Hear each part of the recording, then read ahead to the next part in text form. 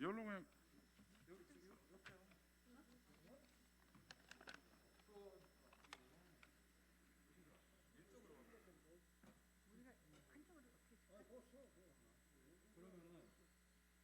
저기 도원이 여기서 바로 붙고.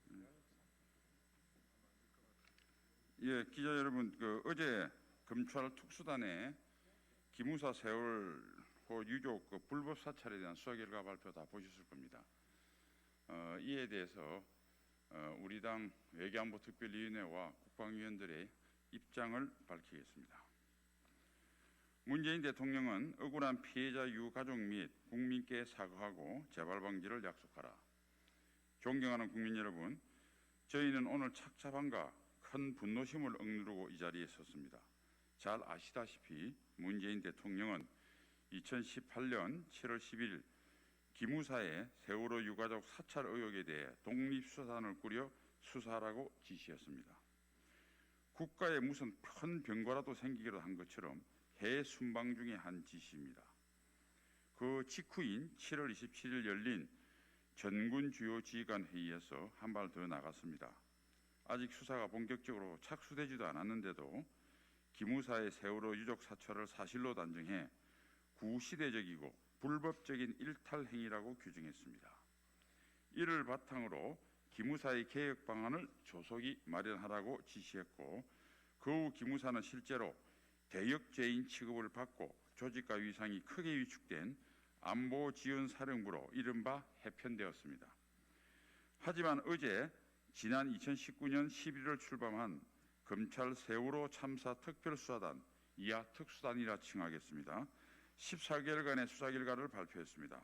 특수단은 국정원, 기무사의 유가족, 도감청 및 불법 사찰에 대해 무혐의 처분했습니다.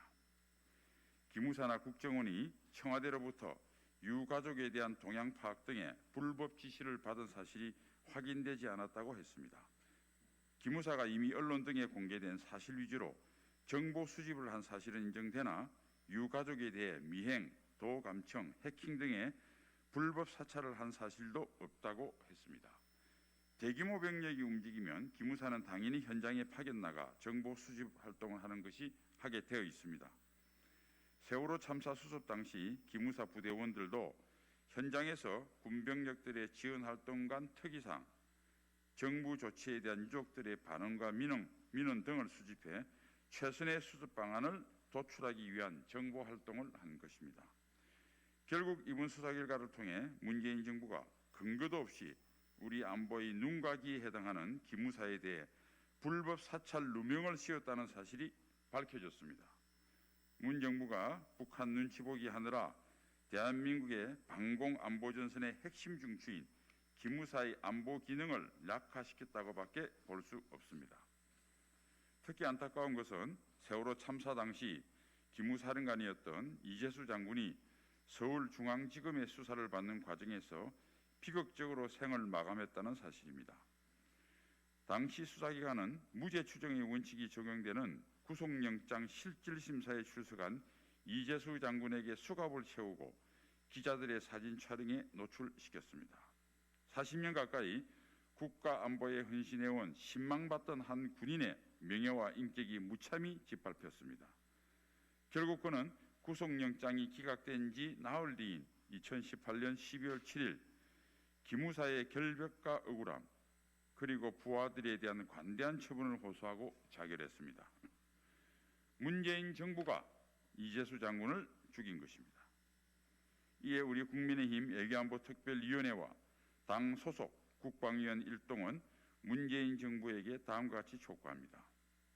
첫째, 문재인 대통령은 세월호 참사 당시 기무사의 고유 임무 수행을 불법 사찰로 호도해 수사를 지시한 배경과 근거를 분명하게 밝혀라.